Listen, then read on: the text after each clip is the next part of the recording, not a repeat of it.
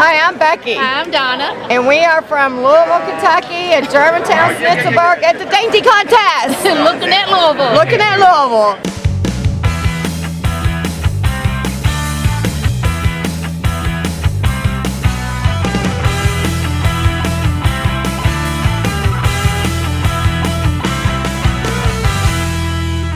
Welcome everyone to this edition of Looking at Louisville. I'm Chaz. Hello, I'm Stacy. And we are standing in front of Nord's Bakery here in Germantown. But tell me a little bit about what are we going to be doing in this episode? Well, Chaz, you know, one of my favorite things about living in Louisville is the collection of really rich, authentic, and diverse neighborhoods that we have. And the more historic, the better. So today we are going to be exploring what makes Germantown tick from its founding in the 1870s with the farms and butchers, the German immigrants that lived in the neighborhood, to the subdivision of those lots in the 1890s, where you started to see some of the shotgun houses that the area is famous for, and the camelback houses. In fact, this area is now the largest collection of shotgun homes in America. Wow. We're gonna do a little shopping, we're gonna do some bar crawling, and we're gonna check out a lot of great restaurants too. A lot of great restaurants, and you're right, we started our morning right with the maple bacon donut. And we also are going to check out the Dainty Festival, which is an annual event every July in the heart of Germantown, which we're going to go to and check out as well. I can't wait, let's go.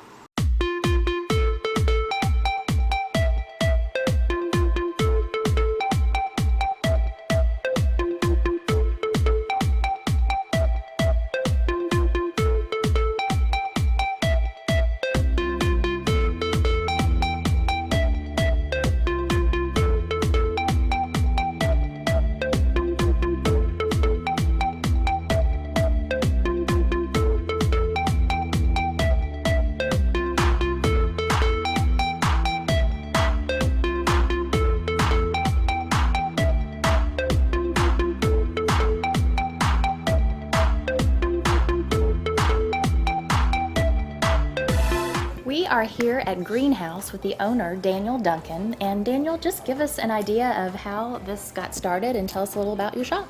The idea was to combine the things that we loved and wanted to, and had interest in, and that's plants and wine and beer and home stuff. Yes, great wine selection, by the way. Thank you. People in Germantown are really proud of Germantown, and at the same time, all of the new people that are moving in, a lot of artists and musicians and young people. It's really kind of probably one of the last gentrified neighborhoods in the city.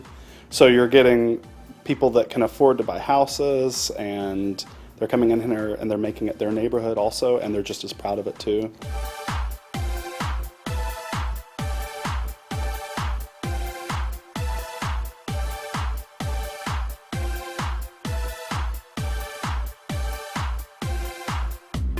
Well, Stace, we had to make our pit stop and grab some lunch, and we're at the Zanzibar. So fill us in. What do we have today? Right, or also known as the Z-Bar, Yes, for the Z-Bar. those in the know. We had a lot of food, as usual. Yes. We started off with an appetizer. It was the beer cheese with chorizo sausage in the cutest little cast iron skillet with tortilla chips. That was a really good one. You can hear the Pinball video machines, games yeah. going on in the background. I had the meat and three. You go through the line and you get to choose your meat, and two sides. I had the grilled fish with mashed potatoes and collard greens. And what did you have? I had don't be a jerk chicken. Very appropriate. I'm not sure that it worked, but Thank you you very did. much. I And appreciate it. Mark It's very good. had a sweet chili pork tenderloin, and I think I saw corn on his. And then I had to get this for the table.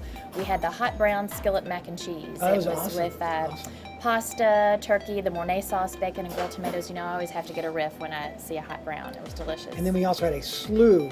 Oh, I don't even know where to Dessert. start. I have to look at my menu again. We had one of their signatures, the Death Star cookie, which was a freshly baked gosh. chocolate chip cookie. Again, in that cast iron That's skillet, great. just holds the heat the whole time, with a big mound, big scoop of vanilla ice cream with hard chocolate topping over that. We made that cheesecake. We had the cheesecake of the day, and we also had one of their signatures, the bourbon bread pudding, and it had a twist to it. This was made with some of the donuts we had this morning, not the ones, they were in our stomach, but from Nord's Bakery, which was a clever little twist on that. I've never seen that. Well, the Z-Bar is a great place. You know, it's a great place to come and eat.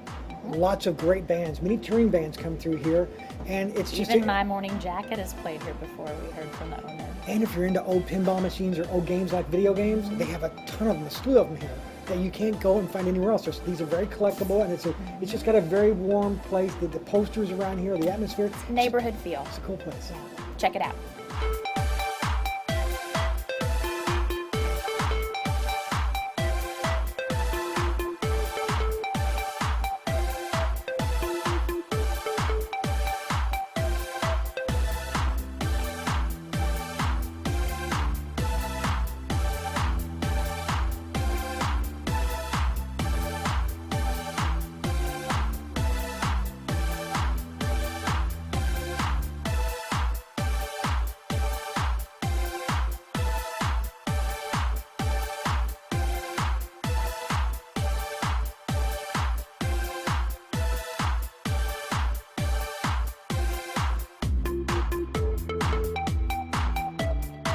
Nowadays, with everybody living in an economy where money isn't as scarce as it was when we started playing Dania as a kid, it shows you how much fun you can have with A stick. Well, it was either Mom's worn out broom or Mom's worn out mop. I had no idea that it would be as popular as it evidently is. Germantown is it's very unique. You just don't get this anywhere. You know, you don't get everybody together having a good time, enjoying something simple like a sport that from Germany from 100 years ago. You know, you just don't get that anywhere, and I'm glad to be here. Well, Stacy, I've heard so much about Germantown over the years, and to finally actually come here and to enjoy everything that they have to offer, I tell you, it's a wonderful place that I think everyone needs to visit. I think you're right. I learned something today too. Not all of the neighborhood, the whole of Germantown, is actually called Germantown. After talking to some of the residents, there are certain enclaves called Schnitzelburg, Harristown, and even the St. Joe's neighborhood. But for ease of the podcast, we'll call the area Germantown. Now let's talk about where we're having our food here tonight. This is Eiderdown. That's right. Eiderdown. Now, that's right. You've been raving to me about this location, and I my tell you what, family loves it. It's awesome, and it's such a cool location. I love it. Really cool building right in the heart of Germantown. Right near the on Goss Avenue Antique Mall. And I would describe it as sort of European gastropub. You know, lots of great beers. We've got a nice wine list too, but with some really eclectic food. I mean, not cheeseburgers and fries here, although you can get that, but they are stepped up a notch. Well, let's talk about what we had. Okay, I'm gonna have to go back to my list, of course, because Absolutely. we've had so much as usual. We started with a couple apps. We had the duck fat popcorn that people just rave about. It's a great snack with some of their craft beers. We had the beer cheese of the day, which is served like a fondue style, so it's warm with Blue Dog bread, which is a local artisan bakery, delicious.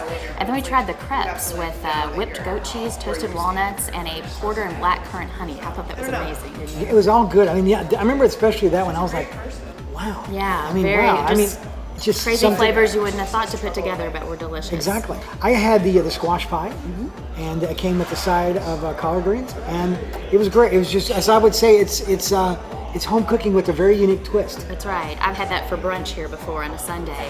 Mark had the Kentucky Country Ham sandwich. Very colorful, with very an pretty. egg on it, which is my son's his absolute egg- favorite. his He's egg just 12 years exploded. old. That's right. And then I tried something different today. I tried the Iron Man, to be a little crazy, and it was corned beef liver with olives and cheese curds on, again, Blue Dog Bakery bread, and it was quite delicious. And as usual, we have to just indulge ourselves. We had some desserts as well. And you guys really did. We had a watermelon tart, which didn't look like watermelon. It was yellow, but it was going to be yellow watermelon. It was really good. And then, I brought this to show. When I left the table to go to the bathroom, I came back, and this is what the boys had done to the poke crumb. No, Mark had done. Which I've got to add, the whipped cream Good on stuff. both of the desserts, and I assume all of the desserts, is handmade. I'm not talking from the container out of the whipped cream can. I'm talking, they've got to do it like my grandmother's did, whipped in a copper bowl with very little sugar, because it just had that texture and sweetness. It was just delicious. I'm still in it. So for more information, all you have to do is go to the website, go to Louisville.com. You can send us an email, podcast@go-to-Louisville.com, or you can do a search in Facebook for Louisville, Kentucky, and you can also find us in YouTube and in Twitter. So as always, You're looking at Louisville. see you real soon.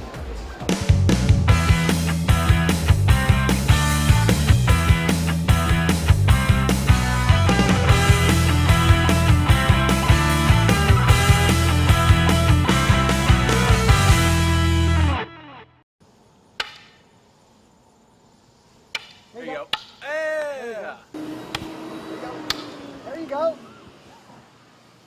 That was easy. There you go. Oh, that's good, Chaz. That's great.